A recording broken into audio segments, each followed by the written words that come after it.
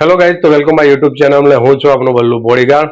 તો આજે આપણે ફરીવાર જોરદાર ઇતિહાસ જોવા જવાનો છે અને છેક સુધી બને રહેજો, બહુ મજા આવશે. અને મળીએ છીએ આજનો ઇતિહાસ જોવા અને જાણવા જેવો છે, તો છેક સુધી બને રહેજો.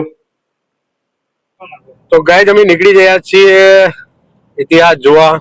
આ મારા પરમ મિત્ર રાજભા અને હું બંને જણા પાવન ભૂમિ પર જઈ રહ્યા છીએ. અને તમે જોઈ શકો છો ગાડી હંકારી દીધી છે, કારણ કે ઇતિહાસ જાણવો એ અત્યારે બહુ જરૂરી છે. તો જ આપણને ખબર પડે કે ઇતિહાસના પન્ના કેવા સુવર્ણ અક્ષરે લખાયેલા છે. તો છેક સુધી બન્યા રહેજો, મજા આવશે જોવાની અને જાણવાની. શું કેવું રાજભા?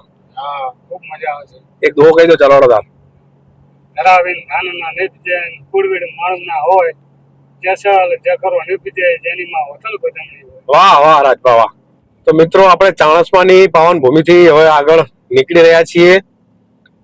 તો હવે અમારા પરમ મિત્ર બે ચાર વાક્યો એમના મુખેથી આપણને કહેશે ઇતિહાસ. તો આજરોજ હું તથા મારા પરમ મિત્ર બલ્લુ બોડીગાર્ડ જો તેઓના વિડીયો દ્વારા આપણા સુવર્ણ ઇતિહાસને ઉજાગર કરે છે, એમાંય પાછા ઉત્તર ગુજરાતનો ઇતિહાસ જેના વિશે બહુ ઓછું કહેવામાં આવ્યું છે, તે ઇતિહાસને ઉજાગર કરવા જઈ રહ્યા છે. તો પહેલા તો હું તેમને ખરેખર અભિનંદન આપીશ ને ઇતિહાસની થોડીક વાતો કરીએ. તો ઇતિહાસ એટલે જે આપણા પૂર્વજોએ કરેલા સુવર્ણ કાર્યો, અદ્ભુત કાર્યો, જેમને નિસ્વાર્થ કરેલા કાર્યોનું જે સુવર્ણ ગાથા લખાઈ છે, એ ઇતિહાસની આજે એનું આજ ઉજાગર કરવા જઈ રહ્યા છે. ત્યારે ઇતિહાસની વાત તો કરો એટલી ઓછી છે. ઇતિહાસમાંથી આપણે કંઈક નવું શીખી અને આપણે કંઈક નવું કાર્ય કરી શકીએ છીએ. ને આમ તો કોઈક ઇતિહાસકારો કે કોઈક લેખકોએ કહેલું છે કે જે પેઢીનું કે જે માણસનું નાશ કરવો હોય એને એનો ઇતિહાસ ભૂલવી દો તો એનું આખું માનવતાનો એનું નાશ થઈ જાય છે, એવી વાત કરેલ છે. તો એવા આપણા ઉજળા ઇતિહાસને ઉજાગર કરવા જઈ રહ્યા છે.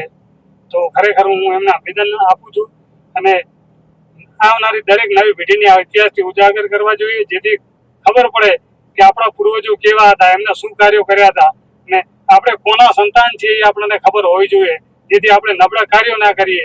એટલે આવા સુનેરી ઉજળા ઇતિહાસને ઉજાગર કરવા જઈ રહ્યા છે. એ માટે એમને હું ખૂબ ખૂબ અભિનંદન અને આભાર વ્યક્ત કરું છું. ખૂબ ખૂબ આભાર. પરમ મિત્ર દ્વારા ખૂબ સારું ટૂંકમાં વર્ણન કરી દીધું. ઇતિહાસ જાણવો જરૂર છે અને જેટલો જાણીએ એટલો ઓછો. તો બસ હવે ટૂંક સમયમાં આપણે ઇતિહાસ જોવા જઈ રહ્યા છીએ, ત્યાં પહોંચવાના છીએ. તો છેક સુધી બન્યા રહેજો, બસ તમને ત્યાં લઈ જાઉં. મિત્રો, આપણે આવી પહોંચ્યા છે કંબોઈ 4 રસ્તા. આ રસ્તો જોઈએ છે તે મહેસાણાથી હારીજ તરફ જઈ રહ્યો છે અને આ સીધો રસ્તો જાય તે રાધનપુર હારીજ બાજુ જાય છે. અને જે બાઇક વળ્યું છે તે બાજુ આપણે જવાનું છે. તે ગૌરવવંતું ગામ, સુરવીરોનો ઇતિહાસ, સોલંકી યુગનો ઇતિહાસ, એવા સોલંકી રજપૂત દરબારનું ગામ, અને ત્યાં આપણે જવાનું છે અને આજે જે ઇતિહાસ જાણવાનો છે એ મજા આવશે. તો મિત્રો, આપણે જુઓ પ્રવેશ દ્વાર ઢીંગી ધરા એટલે કંબોઈ. આજે ફરીવાર સોલંકી યુગના ગઢમાં આપણે પ્રવેશ કરી ચૂક્યા છીએ અને સરસ મજાનો ઇતિહાસ જાણવાનો છે.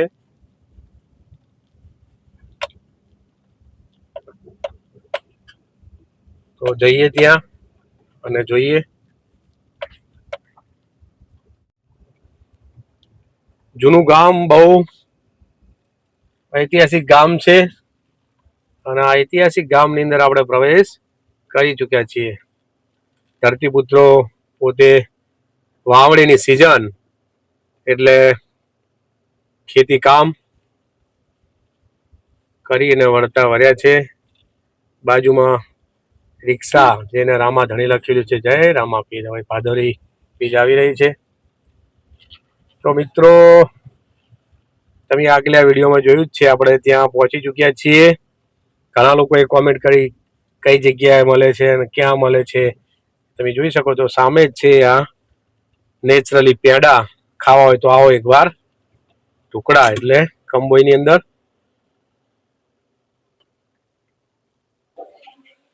તો મિત્રો પાછા આપણે આવી ચુક્યા છીએ. જે ઘણા બધા લોકો પૂછતા હતા કે કઈ જગ્યા આવેલું છે, તો ત્યાં જ આવી ચુક્યા. પણ આજે આપણે દુકાનની તો વાત કરીશું જ, સાથે સાથે થોડી ઇતિહાસની પણ વાત કરવાની છે. તો સરસ મજાના પેડા મળે એ જ આ કંબોઈ. અને દાદા ત્યાં ઊભા છે, જસુભાઈ. આપણે થોડી માહિતી તમારે આપવાની છે. કંબોઈ કયું અને તો આ કંબોઈ છે દેલમારની બાજુમાં આવેલું, ચાણસમાંથી લગભગ 11 થી 12 કિલોમીટર અંતરે. અને જ્યાં જસુબાના પેડા વખણાય એવું ફરસાની દુકાન એટલે આ પોતે. આજે આપણે જસુબા પાસે પૂછીશું કે આ કંબોઈ કેટલું જૂનું છે અને કંબોઈ ગામનો ઇતિહાસ સુવર્ણ અક્ષરે લખાયેલો છે. તો આપણે એમને પૂછીએ અને આપણને થોડી જણાવશે. અમારે આ જે શંકર ભગવાનનું મંદિર છે એ લગભગ 1000 વર્ષ લગભગ જૂનું છે. આ એ ગામ પહેલા ગામ વચ્ચે હતું મંદિર. અને અત્યારે એટલે પહેલા ગામની છેવાડે હતું, અત્યારે ગામની વચ્ચે આવી ગયું મંદિર. અને બહુ જ સારું મંદિર છે, જૂનું. બીજો કોઈ ગામનો સારો ઇતિહાસ? ગામમાં જૈન દેરાસર છે, પછી યોજમાનું મંદિર છે, ચેહરમાનું મંદિર છે. બધા મંદિરો લગભગ બહુ જૂના હશે ને? આ સિયોજમાનું બહુ જૂનું મંદિર. એ અમારે ગામ દેવી કહેવાય, પાદર દેવી કહેવાય, પાદર દેવી. અહીંથી ઓમ કરજો. તો મિત્રો આપણે આવી પહોંચ્યા છીએ પાવન ભૂમિ કંબોઈની. કંબોઈની જેટલી વાતો થાય એટલી ઓછી. સુવર્ણ અક્ષરે લખાયેલું એવું કંબોઈ. અને કંબોઈનો ઇતિહાસ પણ ઉજળો છે, કારણ કે સોલંકી યુગથી આ ગામનું નિર્માણ થયેલું છે. ઇતિહાસ આજકાલની પેઢીને જાણવો બહુ જરૂરી છે. દિવસોની અંદર ઘણા બધા દિવસો પસાર થતા જાય, ત્યારે આ નવી પેઢીની અંદર ઇતિહાસ શું છે એ આજ સુધી લગભગ જે ઇતિહાસ જાણવા માંગે છે એમને જ ખબર છે. તો આપણે પણ એવો પ્રયાસ કરીએ કે આવનાર પેઢી માટે આ ઇતિહાસ ઉજળો જણાવો અને એમને પણ જાણવો જરૂરી છે. તો આ ખમરવંતી ધરતી ઉપર આપણે આવ્યા છીએ, ત્યારે અહીં આપણે પાછળ જોઈશું તો આપણે આ જે બજાર છે, કહેવાય કે કંબોઈમાં પહેલી આખી બજાર હતી ને હાલ પણ બજાર જ છે. તો પાછળ તમે જોઈ શકો ઝરૂખો છે. અહીંયા જે સ્થાપત્ય જે મકાન છે એની તમે જોશો ને દરવાજો, તો પણ તમને એનો ઇતિહાસ જોવા મળે. તો આજે આપણને અરુણભાઈ મળેલા છે અને અરુણભાઈ સાથે વાત કરીએ કે ગામની અંદર ઘણા બધા એવા મંદિરો પણ છે, ઘણા સ્થાપત્યો પણ છે. અને કહેવાય ને કે ગૌ માતાની વારે અને જ્યારે જ્યારે માતાઓ અને બહેનોની વારે એવા ખમરવંતા સોલંકી એમના વિશે તો આપણી પાસે નિશબ્દ છે, શબ્દ જ ના હોય. તો આજે એવી ધરતી ઉપર આવેલા છે, ત્યારે આપણને અરુણભાઈ થોડું કહેશે અને જે મંદિરો છે તે આપણને એના વિશે પણ માહિતી આપશે. અમારા કંબોઈ ગામની અંદર સૌ પ્રથમ માં સિયોજની સ્થાપના થઈ. એ સમય દરમિયાન 700-800 વર્ષ પૂર્વે પહેલા દરબાર સોલંકી દરબાર પાટણથી સિદ્ધરાજના વંશજો અહીં રહેવા માટે આવેલા. આખા ગામમાં માં સિયોજનું મંદિર એવું છે કે આખું ગામ એને પોતાની માતૃદેવી એટલે કુળદેવી જેમ સમજે છે. અત્યારે હાલ આપણે આ કંબોઈની બજારમાં ઉભા છીએ. તો કંબોઈની બજારની અંદર પહેલા આખું બજારમાં કરિયાણા બજાર, સોની બજાર, બધા શાક માર્કેટ, ફર્સ્ટ ક્લાસ માર્કેટો ભરાતી હતી. સમયના જતા યુવાન વર્ગ બધો અત્યારે નોકરી છે. હાલ નાની મોટી ઉંમરના લોકો ગામમાં રહી ખેતીવાડી પશુપાલન કરી એમનું ભરણ પોષણ કરે છે. અને નાની છેલ્લી છોકરાઓ યુવકો બધા બહાર એના ધંધા થઈ ગયેલા છે. અત્યારે હાલ આપણે કંબોઈ ગામની બજારમાંથી હવે માતા સિયોજના મંદિર તરફ જઈ રહ્યા છીએ.